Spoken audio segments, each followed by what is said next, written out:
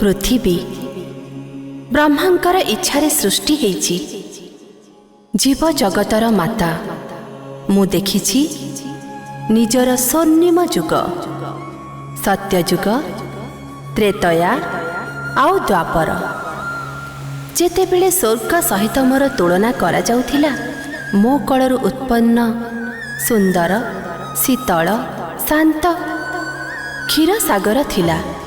मोर मुकुटर अलंकार थिला सत्य, भक्ति, नीति, न्याय एवं दान।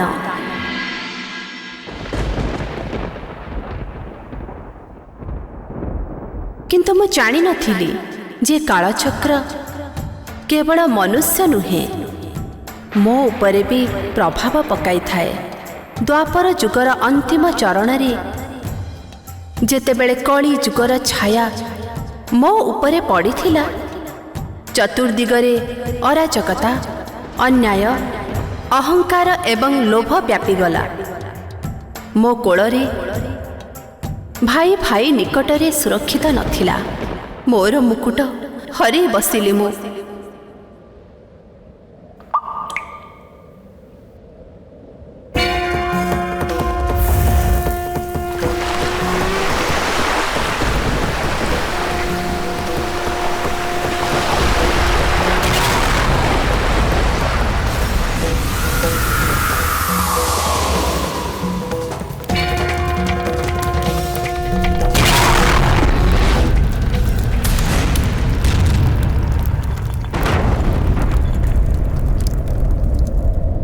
हे भाग्य विधाता ब्रह्मदेव, मोर एपरी भाग्य काहीकि? यही प्रश्नर उत्तर तो आपनको मते दबाको पड़िबो।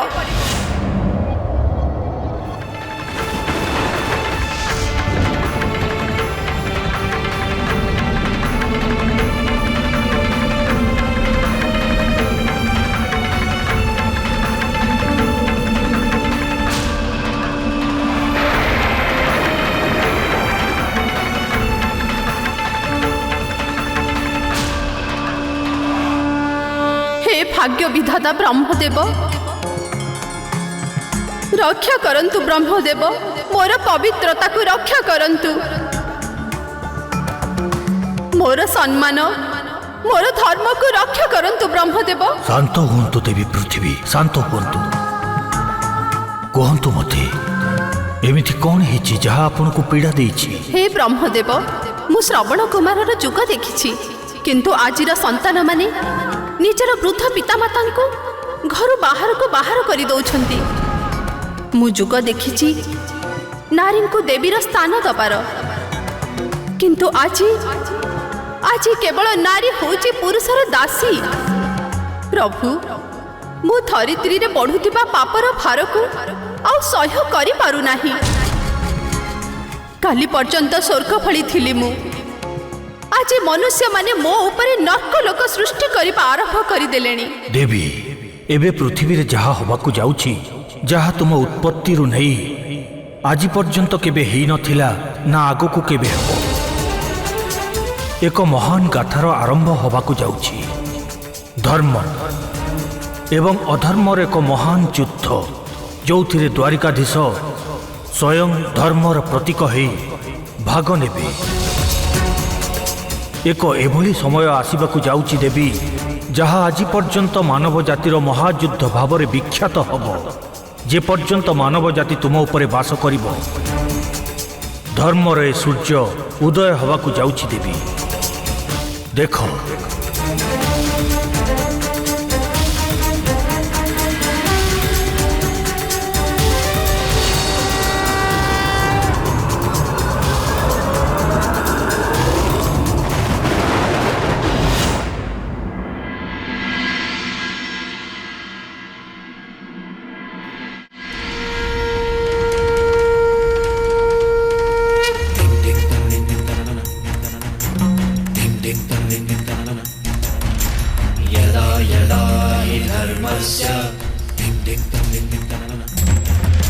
ग्लानिर्भवति भारत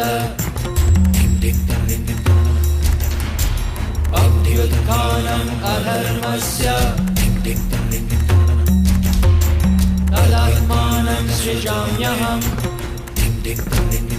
परित्राणाय साधूनां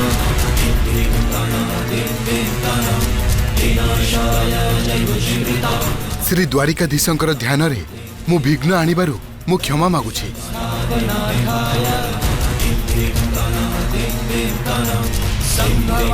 प्रणाम द्वारिकाधीश। प्रणाम अक्रूराज्ञा। आपण एते विचलित काहेकि लागुचंती? प्रभु, हस्तिनापुर एक संदेश आसीछि जहा शीघ्राति शीघ्र आपण को जणाइबा आवश्यक।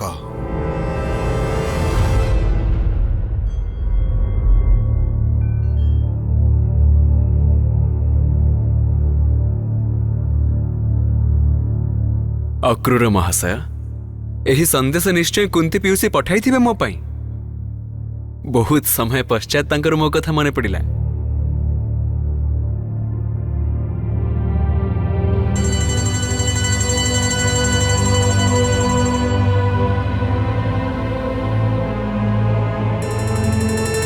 कृष्ण, केमिति अछ पुत्र? आशा करुछि द्वारिकारे सबु कुशल मंगल थिब पुत्र। कृष्ण, एही पत्र को केवल कुशल वार्ता जानिबार साधारण पत्र बोली भाबिब नाही कृष्ण। ये होछि अनुरोध एक मातार, ये विनती होछि हस्तिनापुरर राजमातांकर, जे हस्तिनापुर आड़कू माड़ी आसुथिबा एक भयंकर झड़ को देखि पारुछि।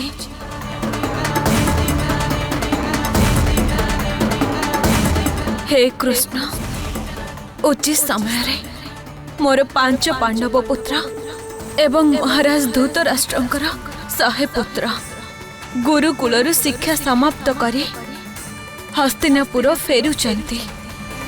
सेमाने आसुथिबारु आनंद लागुछि, किंतु ता सहित एक प्रश्न भी अछि जहा इतिहास बदलैबार शक्ति भी रखुछि। किए हेब हस्तिनापुरर राजा? किए बसिब एई हस्तिनापुरर सिंहासन रे? आज हस्तिनापुरर राजमहलरू आरंभ करी एठाकार प्रत्येक कोणरे, मंत्री ठारू आरंभ करी साधारण जनता पर्यंत समस्तक मनरे गोटिए प्रश्न, किए हेब हस्तिनापुरर परवर्ती नरेश? कुंती पुत्र युधिष्ठिर ना गांधारी पुत्र दुर्योधन?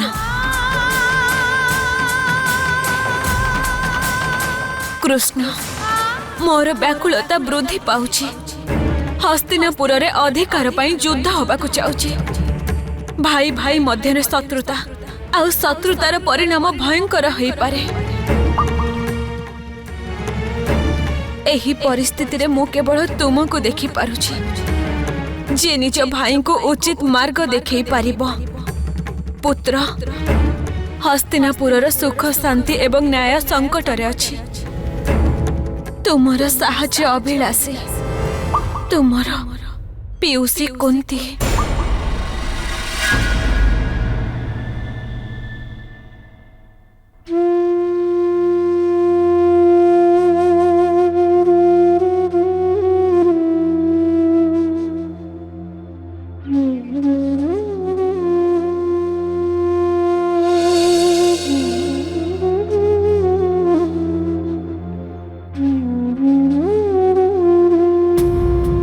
स्वामी, कौन है? बहुत चिंतित जना पड़ुछंती आपण। हाँ सत्यभामा, चिंता तो हेब ना मोर। सही समय भी निकटतर होइछि। समय निकटतर होइछि, किंतु स्वामी को कथार समय निकटतर होइछि? सत्यर सारथी होई धर्म युद्ध रे ओल्हाइबार समय। केउ धर्म युद्ध कथा कहउछंती आपण? सही धर्म युद्ध जहा युद्ध मानकर परिभाषा को बदलाई देव। सही धर्म युद्ध जहा आगामी जुग जुग पर्यंत धर्म एवं अधर्मर सबुठारु बड़ सबुठारु घोर युद्ध भाव स्मरण रखा जिवो। सही धर्म युद्ध जहा संसार को यह देखाइब जे शक्ति आउ सत्तार लोभरे पड़ी मनुष्य किपरि निजर वंश एवं निजर पीढ़ी को समाप्त कर देइथाए सही धर्म युद्ध जहा संसारर समस्त पापर अंतर प्रतीक हेब जेउठारे विश्व भौगोलिक सीमार बंधनरु मुक्त होई मात्र दुई सेना मध्य विभाजित हेब गोटिए धर्मर सेना एवं अन्यटी अधर्म विवशता मिथ्या राजभक्ति एवं मिछ मित्रतार सेना समय आसी जाइछि महान महाभारत युद्ध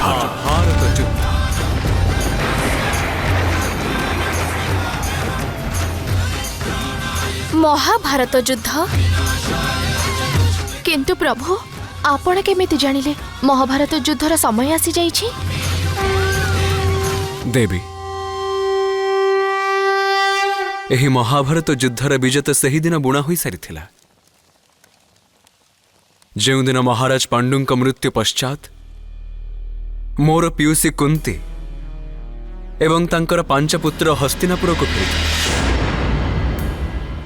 जेतेबेले गोटिए पक्षरे पियूसी कुंती एवं तांकर पांच पुत्र फेरिबा हस्तिनापुर किछि व्यक्ति को सुहाई नथिला सेतेबेले कि सेपरी व्यक्ति मध्य थिले जो माने सेमानंक फेरिबारे अत्यधिक प्रसन्न थिले जो माने प्रसन्न नथिले से माने जानी थिले जे पियूसी कुंती एवं तांका पांच पुत्र फेरिबार अर्थ हेउछि महाराज धृतराष्ट्रंकर सही स्वप्न भग्न हेबा जेउथिरे से मात्र निजर पुत्र दुर्योधन को हस्तिनापुर राजसिंहासन रे बसिथिबारे देखिथान्ते सही ठारु ही माता कुंतींकर कष्ट आरंभ होई सारिथिला दुर्योधन बहुबार प्रयास करथिले पांडव पुत्र मानंको मारी दे हस्तिनापुर राजसिंहासन रे किपरि बसि पारिबे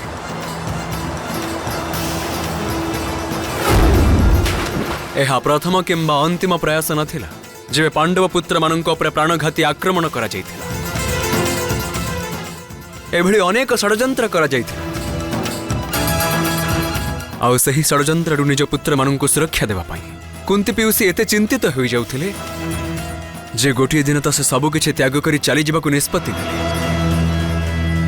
किंतु उचित समय रे तांकर सद्बुद्धि जागृत हैला जे निज पुत्र युधिष्ठिरंक ठारु तांकर अधिकार छड़ाई नेबा अनुचित हेबो एवं तांको हस्तिनापुर रे रहिबा पई पड़िला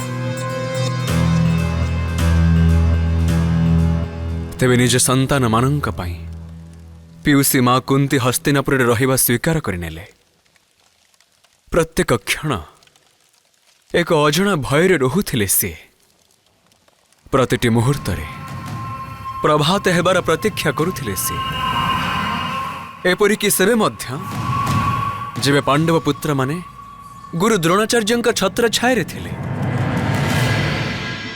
आउ एबे कौरव एवं पांडव उभय गुरुकुल शिक्षा को समाप्त करी हस्तिनापुर को आसुछन्ते एबे निर्णय नेबार समय आसी जाइछि युवराज एवं परे महाराज होइथिबा धृतराष्ट्रंक परे हस्तिनापुर राजसिंहासन को किए संभाळिबे स्वामी कौन महाभारत युद्ध बहुत शीघ्र हबाकु जाउछि हाँ सत्यभामा दुई भ्रातांक मध्य आरंभ हेबाकु थिबा राजसत्ता पई युद्ध आउ विलंब नुहे आज गांधार नरेश शकुनी महाराज धृतराष्ट्रंक भितरे थिबा स्वप्न को पुनर्जीवित करबा पई प्रयास करूछ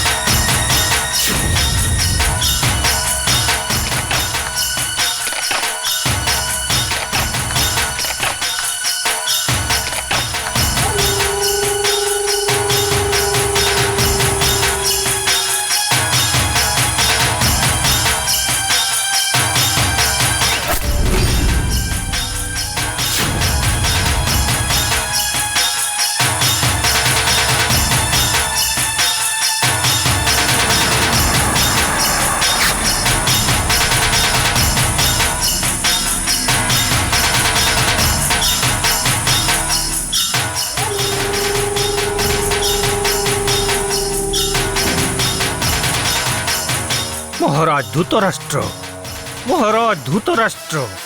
ଗାନ୍ଧାର ନରେଶ ଶକୁନି,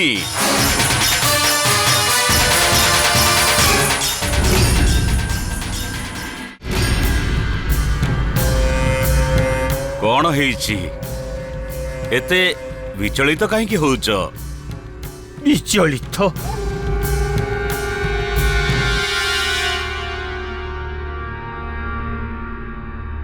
ଆପଣ ଯାହାକୁ ବିଚଳିତ କହୁଛନ୍ତି ମହାରାଜ, ସେଇଟା ଗୋଟେ ବହୁତ ଛୋଟିଆ ଶବ୍ଦ, ଛୋଟିଆ ଶବ୍ଦ। ମୋ ଅନ୍ତର ଭିତରେ ତ ଗୋଟେ ବିଶାଳ ଝଡ଼ ସୃଷ୍ଟି ହଉଛି ମହାରାଜ, ଯିଏ ମୋ ରାତିର ନିଦ୍ରା, ମୋ ଶାନ୍ତି, ମୋ ଭୋକ, ଏ ତିନୋଟି ଅବସ୍ଥାକୁ ମୋ ପାଖରୁ ଛଡ଼େଇ ନେଇଛି ମହାରାଜ, ଛଡ଼େଇ ନେଇଛି। ଆଚ୍ଛା, ଏମିତି କଣ ହେଇଛି କି ଶକୁନି? ତିନ ମହାରାଜ, ତିନଠୁ ବଳି କିଛି ବି ସୁନ୍ଦର ନାହିଁ। ଏବେ ମୁଁ ଆପଣଙ୍କ ଆଡ଼କୁ ଆଗଉଥିବା ସଙ୍କଟର ତିନୋଟି ବଳ ଦେଖେଇବାକୁ ଚାହୁଁଛି। ଏବେ ଶୁଣନ୍ତୁ। ପ୍ରଥମ ସଙ୍କଟର ବାଣ, ପାଣ୍ଡୁପୁତ୍ର ଯୁଧିଷ୍ଠିର, ଯିଏ ସ୍ୱୟଂକୁ ଏହି ରାଜ ପରିବାରର ଯୁବରାଜ ଘୋଷିତ କରିବା ପରେ ହିଁ ହସ୍ତିନାପୁରକୁ ଫେରିବେ। ଦ୍ୱିତୀୟ ସଙ୍କଟର ବାଣ, ଆପଣଙ୍କର ଅନୁଜ ପତ୍ନୀ କୁନ୍ତି, ଯିଏ ଆପଣଙ୍କ ବିରୁଦ୍ଧରେ ରାଜଦ୍ରୋହ କରିବାର ଷଡ଼ଯନ୍ତ୍ର କରୁଛନ୍ତି ମହାରାଜ, ରାଜଦ୍ରୋହର ଷଡ଼ଯନ୍ତ୍ର। ତୃତୀୟ ସଙ୍କଟର ବାଣ, ତୃତୀୟ ଏବଂ ସବୁଠାରୁ ଭୟଙ୍କର ସଙ୍କଟର ବାଣ ହେଉଛି ଦ୍ୱାରିକାଧୀଶ କୃଷ୍ଣ। କିନ୍ତୁ ଶକୁନି, ତୁମେ କେଉଁ ଷଡ଼ଯନ୍ତ୍ରର କଥା କହୁଛ?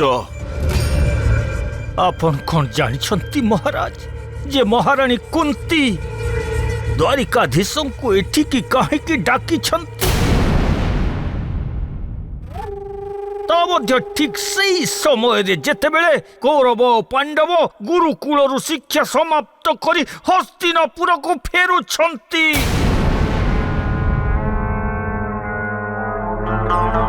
ଜାଣିନାହାନ୍ତି ନା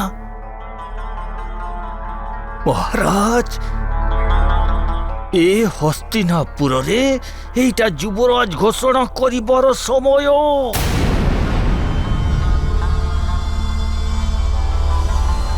ଆଉ ଏବେ କୃଷ୍ଣ ତ ସାଧାରଣ ଗୋପାଳ ନୁହନ୍ତି,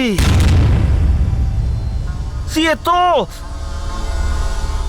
ଦ୍ୱାରିକାଧୀଶ କୃଷ୍ଣ ହେଇଗଲେଣି, ଦ୍ୱାରିକାଧୀଶ କୃଷ୍ଣ।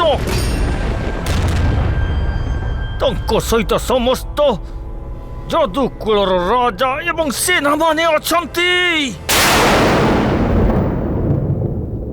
ଏବେ ଯଦି ଦ୍ୱାରିକାଧୀଶ କୃଷ୍ଣ ଯୁଧିଷ୍ଠିର ସପକ୍ଷରେ ରହି ତା ପାଖରେ ଛିଡ଼ା ହେଇଯିବେ ଆଉ ତା କାନ୍ଧ ଉପରେ ହାତ ରଖିଦେବେ, ତ ମହାରାଜ ଯୁଧିଷ୍ଠିରଙ୍କ ବଳ 100 ଗୁଣା ହେଇଯିବ, 100 ଗୁଣ। ଆଉ ଆପଣଙ୍କ ପୁତ୍ର ଆଉ ମୋର ପ୍ରିୟ ଭଣଜା ଦୁର୍ଯ୍ୟୋଧନଙ୍କର ବଳ ସମ୍ପୂର୍ଣ୍ଣ କମିଯିବ ମହାରାଜ, ସମ୍ପୂର୍ଣ୍ଣ କମିଯିବ।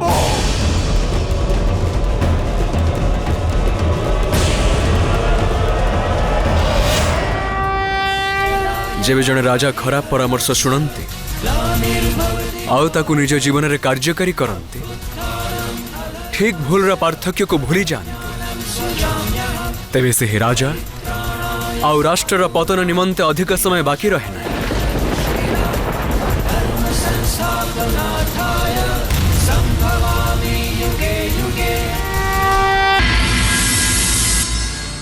ମୋ କଥା ମାନନ୍ତୁ ମହାରାଜ, ଦ୍ୱାରିକାଧୀଶ ଏଠିକି ଆସିବା ପୂର୍ବରୁ ଦୁର୍ଯ୍ୟୋଧନଙ୍କୁ ହସ୍ତିନାପୁରର ଯୁବରାଜ ଘୋଷଣା କରିଦିଅନ୍ତୁ।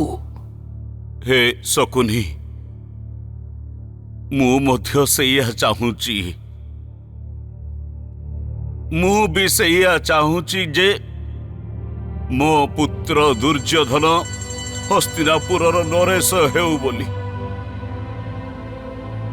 କିନ୍ତୁ ଜ୍ୟେଷ୍ଠ ତ ଆମ ଯୁଧିଷ୍ଠିର ନା,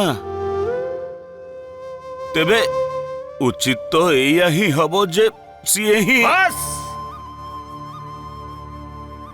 ଉଚିତ ଅନୁଚିତ, ନ୍ୟାୟ ଅନ୍ୟାୟ, ଧର୍ମ ଅଧର୍ମ, କ୍ଷମା କରିବେ ମହାରାଜ। ମୋ କୋମଳ ନୟନୀ ଭଉଣୀ ଗାନ୍ଧାରୀକୁ ବିବାହ କରିବା ପୂର୍ବରୁ କଣ ଆପଣ ତାକୁ ଥରୁଟିଏ ଜଣାଇଥିଲେ ଯେ ଆପଣ ନେତ୍ରହୀନ?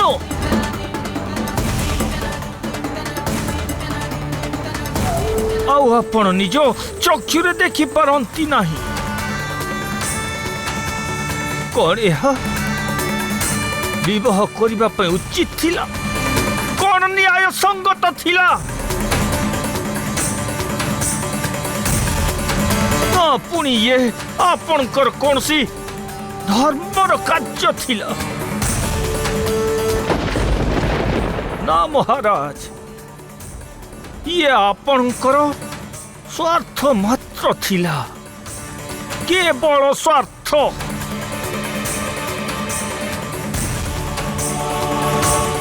ଆଉ ଯଦି ସେତେବେଳେ ଆପଣ ସ୍ୱାର୍ଥୀ ହୋଇପାରିଥିଲେ, ଏବେ କାହିଁକି ନୁହଁ? ଏବେ ତ ଇଏ ଆପଣଙ୍କର ପୁତ୍ର ଆଉ ମୋର ପ୍ରିୟ ଭଣଜା ଦୁର୍ଯ୍ୟୋଧନଙ୍କ ଜୀବନର ପ୍ରଶ୍ନ।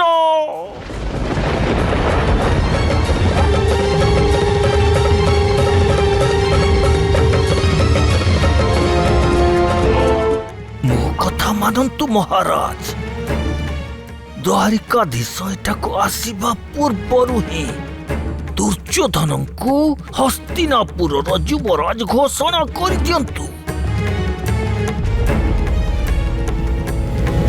ରହିଲା ପ୍ରଶ୍ନ ସେ ପାଣ୍ଡବଙ୍କର।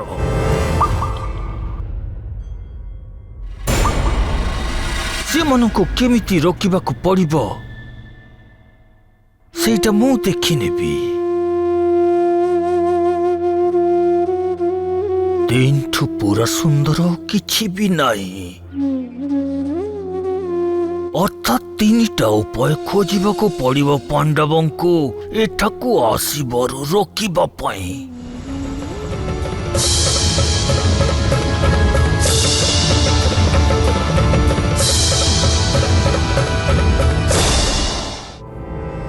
ଏହା ତ ଅନ୍ୟାୟ, ଅନୁଚିତ ମଧ୍ୟ। ମହାରାଜ ଧୃତରାଷ୍ଟ୍ର ଶକୁନିଙ୍କ କଥା ଶୁଣୁଛନ୍ତି କାହିଁକି? ହେ ଦେବୀ, କ୍ଷମତାର ଲାଳସା ଆଉ ଶକ୍ତିର ଇଚ୍ଛା, ଧର୍ମ ଅଧର୍ମ, ନ୍ୟାୟ ଅନ୍ୟାୟ ସବୁକୁ ଭୁଲେଇ ଦେଇଥାଏ। ଅନ୍ଧକାର ଏବଂ ଆଲୋକ ଯଦି ଉଭୟ ହିଁ ଅଧିକ ହୋଇଯାଇଥାଏ, ତେବେ କିଛି ମଧ୍ୟ ଦେଖାଯାଇନଥାଏ। କ୍ଷମତାର ଚମକ ହିଁ କିଛି ଏପରି ଯେ ମନୁଷ୍ୟ ନିକଟରେ ନେତ୍ର ରହିଥାଇ ମଧ୍ୟ ମନୁଷ୍ୟ ନେତ୍ରହୀନ ହୋଇଯାଇଥାଏ। ହେ ସୁଦର୍ଶନଧାରୀ, ଯଦି ଆପଣ ଜାଣିଛନ୍ତି ଭବିଷ୍ୟତ ନିଜ ଗର୍ଭରେ ମହାଭାରତ ଭଳି ମହାଯୁଦ୍ଧକୁ ଲୁଚେଇ ରଖିଛି, ତେବେ କାହିଁକି କିଛି କରୁନାହାନ୍ତି ଆପଣ? କାହିଁକି ଅସଂଖ୍ୟ ଜୀବନକୁ ନାଶ ଯିବାରୁ ରକ୍ଷା କରୁନାହାନ୍ତି ଆପଣ? ଶକୁନିକୁ ହିଁ ସଂହାର କରିଦିଅନ୍ତୁ। ସିଏ ହିଁ ଭୀଷଣ ଯୁଦ୍ଧ ଆଡ଼କୁ କୌରବ ଏବଂ ପାଣ୍ଡବଙ୍କୁ ନେଇଯିବାର ଜଣାପଡ଼ୁଛି।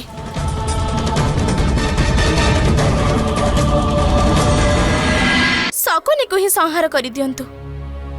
ସିଏ ହିଁ ଭୀଷଣ ଯୁଦ୍ଧ ଆଡ଼କୁ କୌରବ ଏବଂ ପାଣ୍ଡବଙ୍କୁ ନେଇଯିବାର ଜଣାପଡ଼ୁଛି।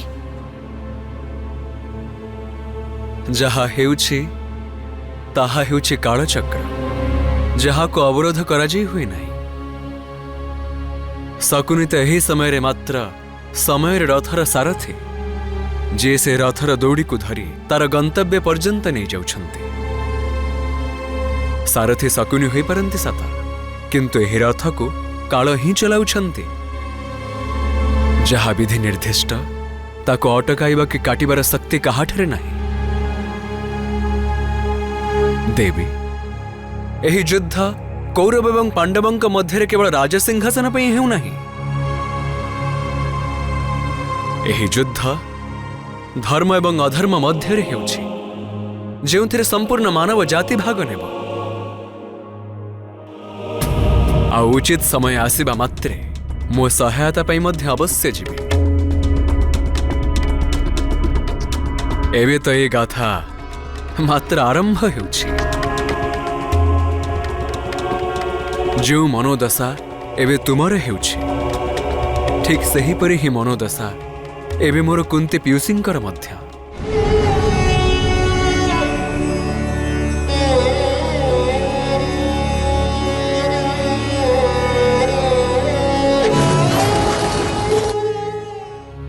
हे पुत्र, तुम पाखरे मो संदेश पहुंची सारी। जदि माता बोली मानुच मते, तेबे निज भ्राता मानकर रक्षा कर।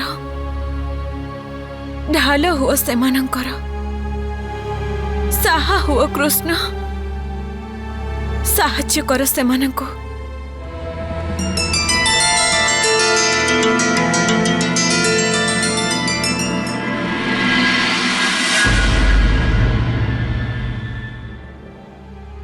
कौन निर्णय नहीं आपण महाराज?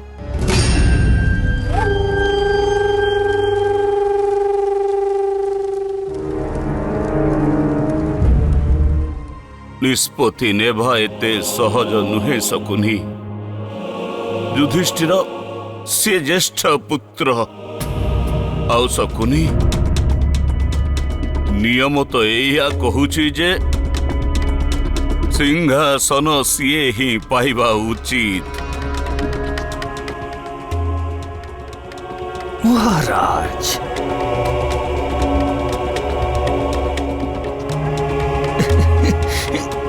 महाराज, सिंहासन तो कुरुकुलर ज्येष्ठ पुत्रर हवा उचित ना। युधिष्ठिर तो कुरुकुलर ही मध्य कुरुकुलर नुहंती।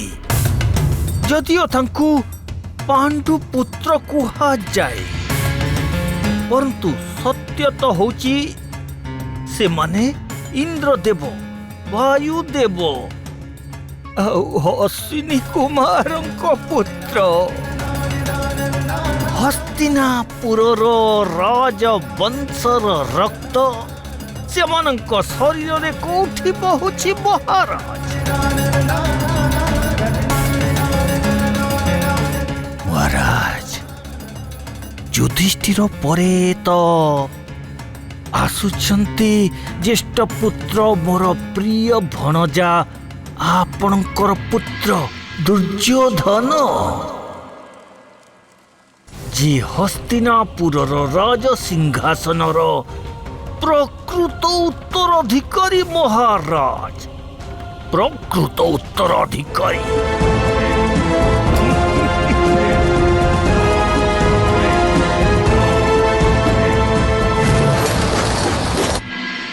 स्वामी, से गांधार नरेश शकुनी कौन कहउछंती?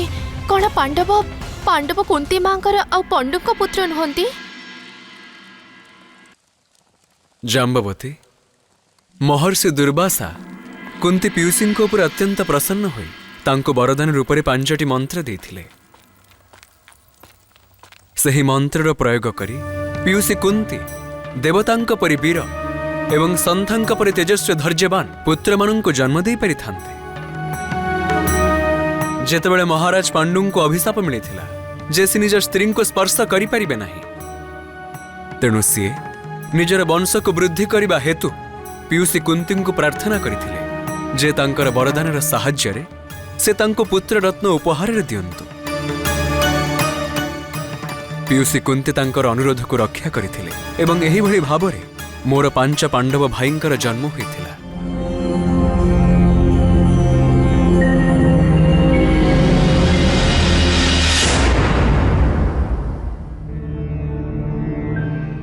महाराज पांडु तांकर प्रथम पुत्रंकु धर्म एवं न्यायर प्रतीक भाव देखुथिले, जार नामर शपथ नहीं लोक माने निजर सत्यतार प्रमाण दियंती। माता कुंती एहिपरि धर्म देवतांक मंत्र उच्चारण करिथिले एवं महर्षि दुर्वासांक मंत्रे बंधा देव धर्मराजंकु पीयूषी कुंतींकु दर्शन दे पुत्र रत्न प्रदान करबाकु पड़िला।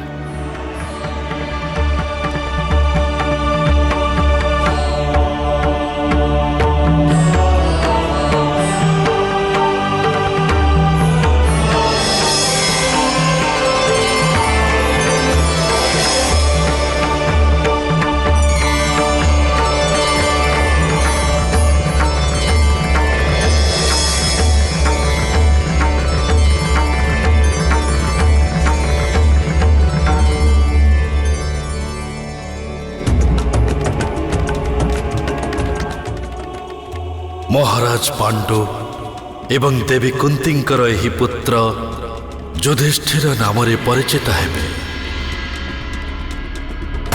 ये सर्वदा धर्म मार्ग चलिबे, सत्यर उपासक पालनकर्ता, एक महान बलशाली योद्धा एवं महान राजा मध्य हेबे। आउ आज से ही आकाशवाणी को सत्य प्रमाणित कर मोर भ्राता युधिष्ठिर सही भली महापुरुष होइछन्ति, जेपरि तांक पिताश्री महाराज पांडुंकर इच्छा थिला।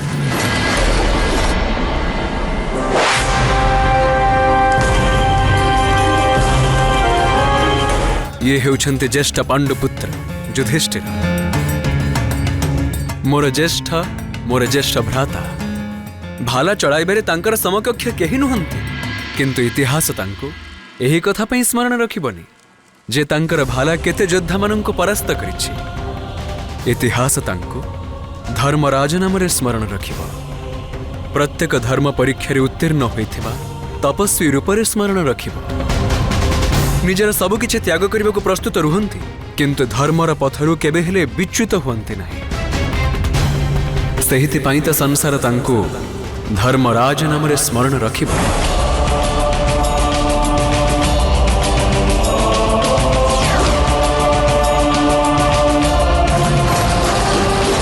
महाराज पांडुंकर मत थिला जे धर्मर स्थापना एक सच्चोट हृदय करुथिबा बेले एही धर्मर रक्षा करिथाय जणे क्षत्रिय।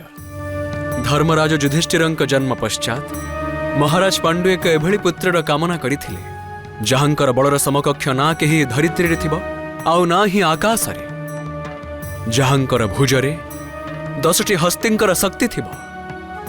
आउ एभली जणे पुत्रंक पई माता कुंती वायुदेवंकर आवाहन करिथिले।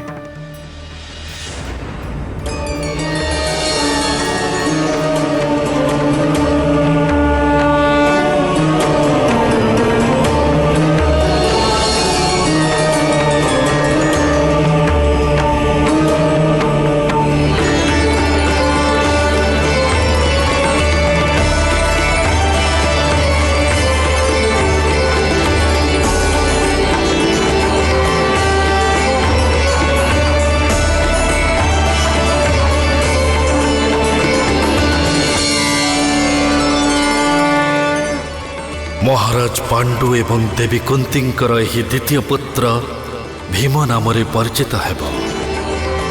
जुग जुग पर्यंत संसार रे शक्ति एवं बलर उदाहरण स्वरूप सीए ही विदित हेउथिबे।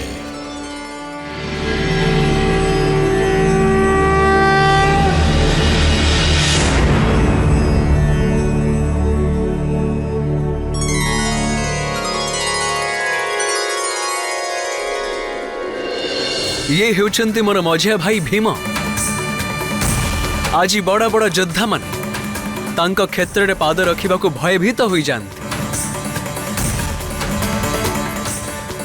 पवनपुत्र हनुमानंकर कनिष्ठ भ्राता, बल एवं शक्तिर प्रतीक कुहा जाई थाए जे गदारूपी अस्त्र एइथिपाई ही प्रस्तुत होइथिला जेपरि समय आसीबा मात्रे भीमंक हातरे पहुंची ताहार मान बढ़ी पारिबो। एही गदार एक प्रहार रे धरित्री कंपन सृष्टि करुथुवा मोर भ्राता भीम जेतिकी शीघ्र क्रोधित होई जांती सेतिकी ही शीघ्र तांकर विशाल शरीर को भोक मध्य लगी थाए। खाइबा को बसिले भंडार गृह को खाली कर दियंती, किंतु मनरु अत्यंत कोमल गदाधरी सूरवीर भीम।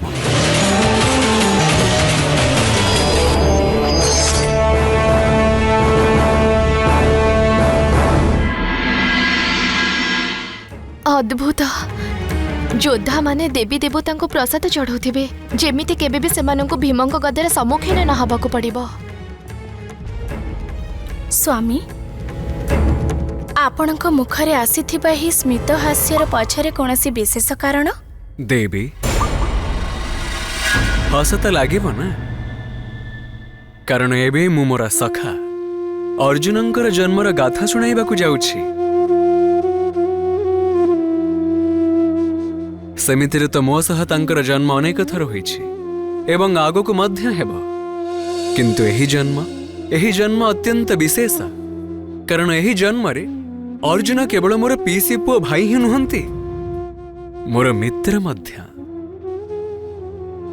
एही जन्म रे मु अर्जुनंकर मार्गदर्शक भी हेबी, आउ ता सहित कूटनीतिज्ञ मध्य। आउ समय आसीबा मात्रे अर्जुनंकर सारथी मध्य हेबी। प्रभु, पीयूसीमा कुंती पुत्र अर्जुन को पाइबा को कहा को आवाहन करिथिले? देवी निजर तृतीय संतान रूपरे महाराज पांडु जने महारथी एवं विश्वर सर्वश्रेष्ठ धनुर्धारी चाहुथिले। जने एपरी वीर जे जेबे आकाश को तीर मारंती तेबे आकाश मध्य फाटी जाए, आउ जेबे धरित्री को तीर मारंती तेबे धरित्री मध्य फाटी जाए। एपरी पुत्रंक निमंते पीयूसी मां कुंती देवराज इंद्रं को आवाहन करिथिले।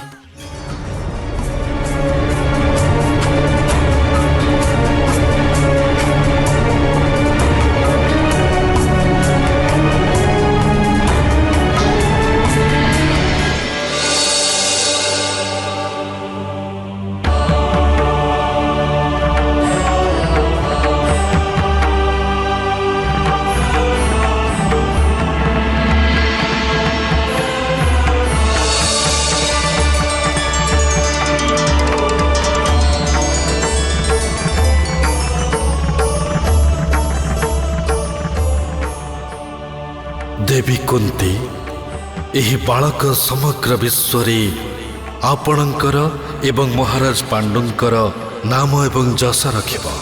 एक एभली पुत्र जहा पाई सर्वदा आपण गर्व करिवे।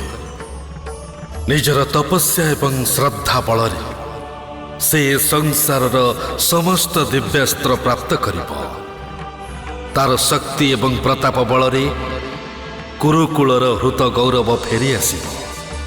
हे देवी कुंती, संसारर ए सर्वश्रेष्ठ योद्धा अर्जुन नामरे विदित हेब।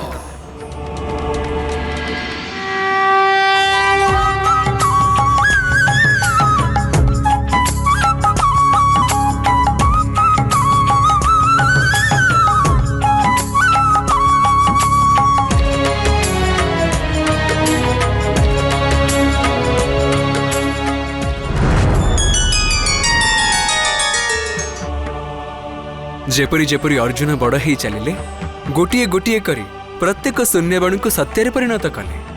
अर्जुनंक समकक्ष कौनसी धनुर्धर नथिले।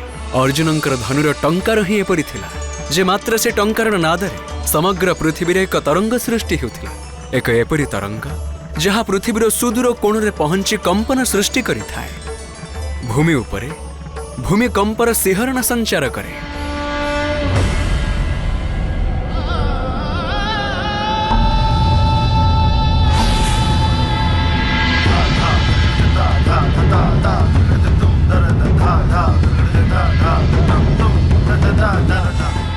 अर्जुन जार धनुर टंकार बाहर अग्नि अस्त्र शुष्क धरित्रीर गर्भर मध्य अग्नि उद्गीरण करिदिए।